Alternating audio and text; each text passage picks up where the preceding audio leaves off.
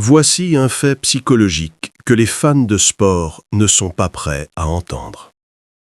Si tu es du genre à ne pas comprendre pourquoi tout le monde devient fou pendant une Coupe du Monde, si tu te demandes pourquoi tes potes passent des heures à analyser un match, tu n'es pas bizarre.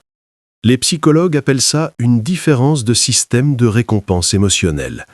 Et une fois que tu comprends ça, tu vas enfin comprendre pourquoi tu fonctionnes différemment des autres. Mais attends, parce que là où ça devient vraiment intéressant, c'est quand on découvre ce que ton cerveau fait à la place. Voici la vérité que personne ne dit. Les gens qui s'obsèdent pour le sport ne sont pas plus passionnés que toi, ils ont juste trouvé un raccourci émotionnel. La psychologie montre que regarder du sport active les mêmes zones du cerveau que si tu jouais toi-même. C'est de la dopamine gratuite, de l'adrénaline sans effort, une appartenance tribale instantanée. Toi, ton cerveau ne tombe pas dans ce piège. Et ça veut dire quelque chose de profond sur ta personnalité. Et cette prochaine partie explique pourquoi tu as peut-être un avantage psychologique que les autres n'ont pas. Premier trait. L'indépendance identitaire. Les psychologues ont découvert que les gens qui ne s'attachent pas aux équipes sportives ont souvent une identité personnelle plus solide. Ils n'ont pas besoin de dire « nous avons gagné » pour se sentir valorisés. Leur estime de soi ne dépend pas d'un résultat extérieur. Deuxième trait. La tolérance à l'ennui différente.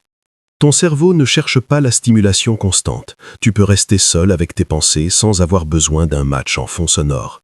Ça, c'est rare, très rare. Troisième trait. Le besoin d'appartenance alternatif.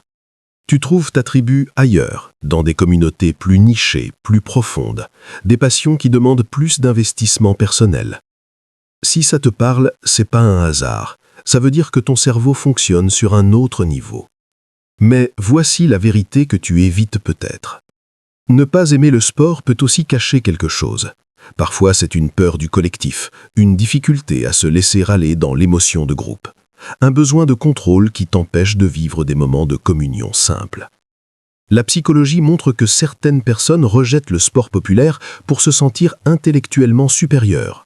C'est un mécanisme de défense, une façon de dire « je suis différent, donc je suis spécial ». Et là, honnêtement, c'est pas un avantage, c'est une prison. Le vrai équilibre psychologique, c'est de pouvoir choisir de ne pas regarder le sport sans mépriser ceux qui le font. Voici ce que la psychologie nous apprend vraiment. Premièrement, comprends pourquoi tu n'accroches pas. Est-ce un choix authentique ou une réaction contre quelque chose? Deuxièmement, trouve tes sources de dopamine collective.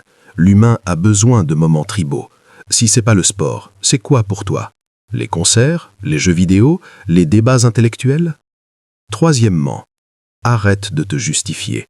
Tu n'as pas besoin d'expliquer pourquoi tu ne regardais pas le match. Ta psychologie est différente. Point. Le vrai pouvoir, c'est de connaître ton fonctionnement sans le juger et sans juger celui des autres. Retiens ça. Les gens qui hurlent devant un but ne sont pas idiots. Ils ont juste trouvé un hack émotionnel que ton cerveau refuse d'utiliser. Et toi, tu n'es pas froid ou bizarre. Tu es juste câblé pour trouver ton feu ailleurs. La vraie question, c'est pas pourquoi tu n'aimes pas le sport, c'est est-ce que tu as trouvé ce qui te fait vibrer autant que eux vibrent devant un match? Si la réponse est non, c'est peut-être ça ton vrai problème.